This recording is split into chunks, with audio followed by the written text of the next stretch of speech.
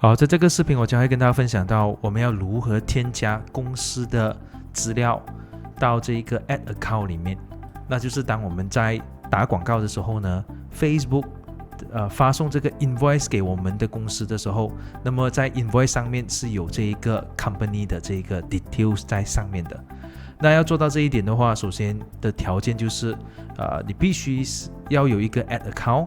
那你可以看回之前的视频。第二个条件就是在你的 ad account 里面必须要有这个的 payment method， 那么你才可以做这个设置。两个设定呢，你可以看回去之前的这个的 video。好，首先呢，我们需要登录到 business.facebook.com 里面，这是第一步。第二步呢，再选择你的这个正确的 business portfolio。然后第三步呢，就是 account 的这个下面这边呢有一个 add account， 点击一次。然后在右手边有一个箭头，点击一下，然后再点击 View Payment Methods。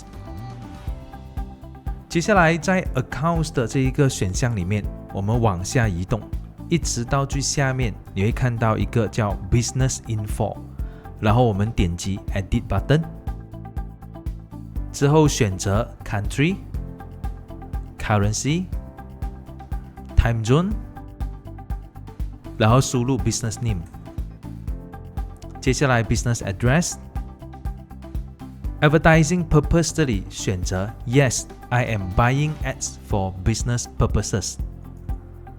最后一个步骤点击 Save。 好，那么我们今天的这个分享就到这里为止，谢谢大家。